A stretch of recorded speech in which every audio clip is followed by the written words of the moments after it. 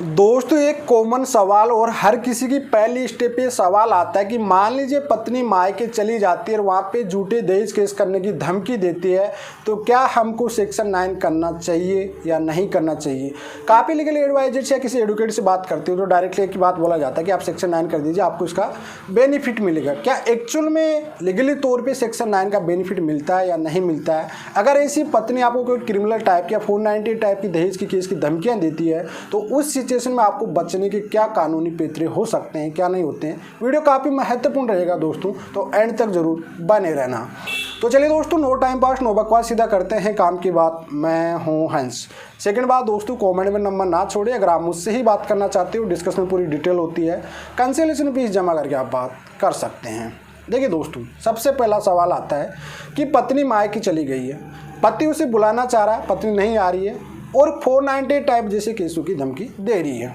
देखिए, अब पति किसी लीगल एडवाइजर के पास जाता है कि साहब मेरी पत्नी तो आ नहीं रही है, मुझे तो 498 टाइप के केसों की धमकी दे रही है, मेंटेनेंस केस की धमकी दे रही है और डीवी केस की धमकी दे रही है। जो जो केस बनते हैं उन केसों की पूरी मुझे धमकियां दी जा रही है, या मुझे फिर माँ बाप से अलग रहने की धमकी दे रही है, या मायके में आके रहने की धमकी दे रही है, या पूरी अलग से एक रूम लेके या किराए का मकान लेके लेकिन माँ बाप से अलग रहने की सिचुएशन में कर रही है। तो इस कंडीशन में मेरे पास क्या ऑप्शन है। अगर मेरी वाइफ मुझे 498 ना करे तो ऐसा कोई सोल्यूशन है। कहीं लीगल एडवाइजर से मैं पूछता हूँ श्रीमान, तो ये कहते हैं आप सेक्शन 9 कर दीजिए, सेक्शन 9 को आपका बचाव हो जाएगा। तो देखो, आज इसका प्रैक्टिकल में जवाब दूंगा इस वीडियो में आप लोगों को। देखिए दोस्तों, सेक्शन 9 होता है ना, वो होता है दाम्पत्य जीवन की उत्पत्ति करना। मतलब पति और पत्नी अगर बिना कारण से कोई दूर रह रहे हैं, एक साथ नहीं रह रहे, तो उसको साथ रखने के लिए सेक्शन 9 किया जाता है। सेकेंड बात, सेक्शन 9 होता है एक सिविल केस होता है दोस्तों, और 498 और डीवी केस होता है वो क्रिमिनल केस होता है। मतलब दोनों एक दूसरे के अपोजिट हो गई। सेक्शन 9 में आप साथ रहने की बात और प्रेरित कर सकते हो, अपनी पत्नी को कह सकते हो कि आप मेरे साथ रहिए, क्यों नहीं रहना चाहती हो। लेकिन क्रिमिनल केस 498 में आपने उनके साथ मेंटल हरासमेंट, क्रूरल्टी किया गया है या दहेज की डिमांड की गई है, एलिगेशन ही अलग हो गई उसकी। मतलब एक स्टोरी हो गई, एक तो कि आप पत्नी को साथ रखना चाहते हो, लेकिन पत्नी ये कह रही है कि आप मेरे साथ मेंटल क्रूरल्टी कर रही हो, दहेज की डोरी की डिमांड कर रही हो, तो आप सेक्शन 9 करती हो तो इसको एडवांटेज आपको नहीं मिलेगा। जी हाँ, सेक्शन 9 का जो एडवांटेज मिलता है वो मैं आपको भी अभी जस्ट वीडियो बनाया था पहले, उसमें होगा, आई बटन में वो मिल जाएगा, आप उसे भी देख सकते हैं कि आपको सिर्फ सिविल केस में ही सेक्शन 9 का बेनिफिट मिलता है, जिसमें मेंटेनेंस और डाइवोर्स केस में आपको इसका फ़ायदा मिल सकता है। अब बात करते हैं कि फिर क्या किया जाए कि पत्नी मुझे क्रिमिनल टाइप की धमकी दे रही है, तो इस सिचुएशन में मेरे पास क्या ऑप्शन हो सकता है। देखिए, अगर आपकी पत्नी आपको इस तरह की धमकी देती है कि मैं डोरी केस करूंगी या माँ बाप से अलग रहने की धमकी दे रही है, इस तरह की आपकी करनी है, तो सबसे पहले तो सबूत बनाना बहुत ज़रूरी होता है। लोग कहते हैं कि सर हमारे पास कोई सबूत नहीं है, अचानक वाइफ ने पहले धमकियाँ दी, केस कर दी, हमने सोचा कि हमने कुछ नहीं किया। देखो, आपका पार्टनर है यार, हस्बैंड वाइफ, आप दोनों से बेटर आपको कोई नहीं जान सकता, ना कोई वकील जान सकता, आप दोनों को जान सकते हो। आप दोनों ही, आपको ये तो पता होगा कि एक्चुअल में आपकी वाइफ धमकी दे रही है या वो एक्चुअल में केस करने वाली है। अगर आपको ऐसी सिचुएशन है तो आपकी वाइफ जानने के बाद जो भी चीज़ आपको कह रही है उसको रिकॉर्ड करना स्टार्ट कर दीजिए। आप सबसे पहली स्टेप ये उठा लीजिए जो जो चीज़ें करी, क्योंकि जो फैमिली मैटर्स में होते हैं उसमें फ़ोन का ही कमाल होता है, जितना भी कमाल है पूरा फ़ोन का ही कमाल होता है। ये बात एक माइंड में फिट कर लीजिए आप लोग। अब बात करते हैं कि सब कुछ रिकॉर्ड होने के बाद, जैसे उसने डोरी की डिमांड करके आप झूठे पर रही, आप कह रहे हो कि साहब मैंने तो कोई डोरी वोरी मांगा भी नहीं, कभी ऐसी बात है नहीं, मैं तुझे साथ रखना भी चाहता हूँ, अपना एक भी पॉजिटिव पॉइंट आप रख रहे हो।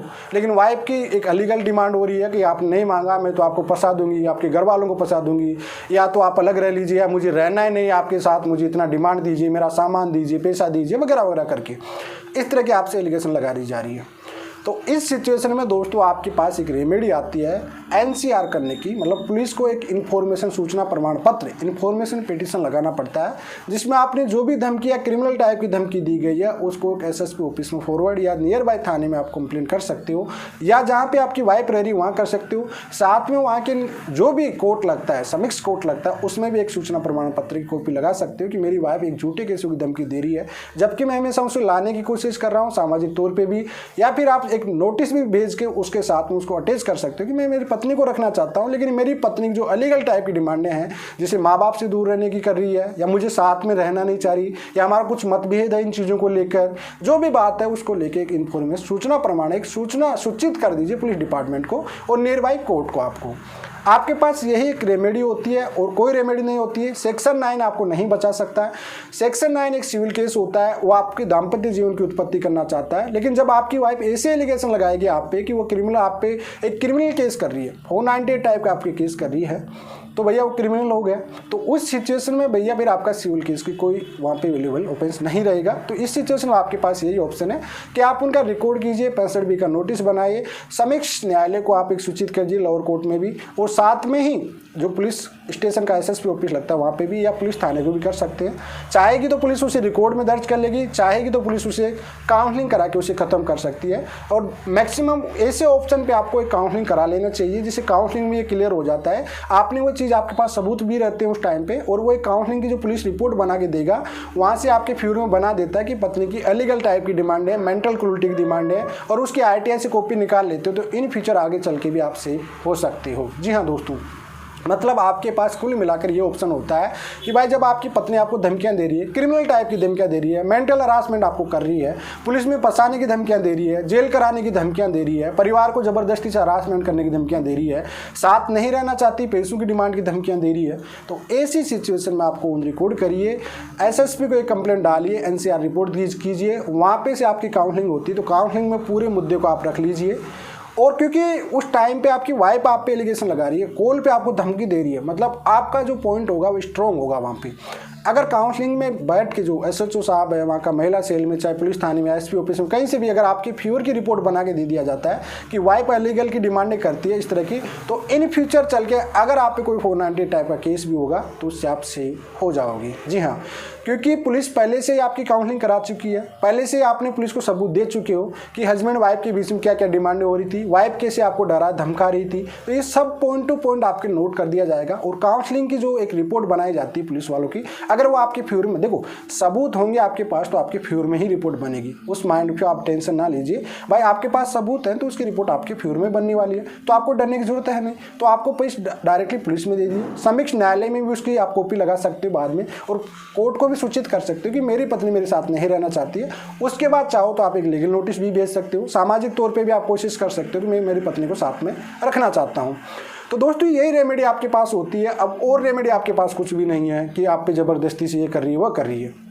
सेकंड ऑप्शन आपको मैं बताता हूँ कि मान लीजिए आपके माता पिता के साथ बार बार क्रूरटी कर रही है, बार बार माँ बाप को गाली गलौज करती है, बार बार माँ बाप का अपमान करती है, तो आपके पास माँ के बाद आपकी बहन के पास एक ऑप्शन होता है DV, डोमेस्टिक वायलेंस का केस करने का। जी हाँ, आप डोमेस्टिक वायलेंस का केस भी करा सकते हो उनकी तरफ से, क्योंकि डोमेस्टिक वायलेंस का केस उनकी तरफ से भी आएगा, तो अगर आपका पहले से हो जाता है तो उसका काउंटर केस में माना जाएगा और वह एक स्ट्रॉन्गेबल नहीं भी होगा।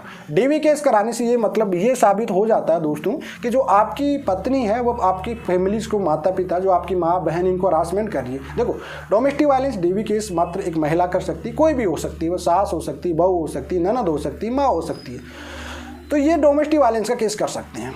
अब इनकी तरफ से आप एक डोमेस्टिक वायलेंस का केस भी करा सकते हो। अगर इन फ्यूचर उनका भी कोई केस आ रहा है आप पे, तो वह भी आप पे स्ट्रॉन्गेबल आपके पास पॉइंट रहेगा, आप उनका सबूत भी बना सकते हो। जैसे ऑडियो वीडियो आपके पास है, माँ बाप को गाली गलौज कर रही है, उनसे अलग रहने की डिमांड कर रही है, इस तरह की अलीगल टाइप डिमांड है, तो भी आपके फेवर में 101% हो जाएगा। 498 जैसे मामलों से आप बच जाओगे।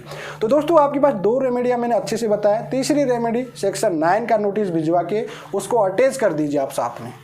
अटैच मतलब आप सेक्शन 9 का लीगल नोटिस भेज दीजिए। पहले सामाजिक तौर पे जो भी बातचीत हो रही है, कोई रिकॉर्डिंग वगैरह, उनका 65B का नोटिस बना। देखो इकट्ठा करना पड़ेगा, सबूत आपको इकट्ठे करने पड़ेंगे, स्टेप आपको पहले लेना पड़ेगा। अगर आप बाद में स्टेप लेते हो तो प्रॉब्लम आपको ही क्रिएट होने वाली है। इससे बेटर है पहली स्टेप आप ही उठा लीजिए। कई लोग ये सोचते हैं कि साहब इज्जत खराब हो जाएगी, हम बहू के खिलाफ कैसे क्या करें, और उस चक्कर में फिर आप पे विवाद हो जाता है, तो आपकी ज़्यादा इज्जत खराब हो जाती है। तो इससे बेटर यही है कि अगर आपको देखो आजकल पेशेंस लोगों में बहुत कम है, ये माइंड में आप बात फिट कर लीजिए कि आजकल के जो लोग होते हैं, हस्बैंड वाइफ होते हैं, इनमें पेशेंस करने की और एक सेंस शक्ति वाली चीज़ होती है, वो बहुत कम हो गई है आज के ज़माने में। ठीक है, माँ का घर को हमेशा माँ का ही घर समझना होगा, पति के घर को हमेशा अलग घर समझना होता है। जो अंडरस्टैंडिंग होती है इनकी मैच ही नहीं कर पाती है। और हस्बैंड वाइफ का जो मामला होता है, मैक्सिमम एटीट्यूड होता है, अहंकार की वजह से वही चीज़ आ जाता है, बार बार एटीट्यूड लेके तेरे घर वाले से, तेरे माँ बाप से, वही छोटी मोटी बातें, जबकि ये कोई पर्सनल मैटर होते हैं, ये कोई क्राइम नहीं होता है। भाई आप देखो हस्बैंड वाइफ है, दोनों के बीच में एक घर में एक सिंपल भाषा में समझते हो आप लोग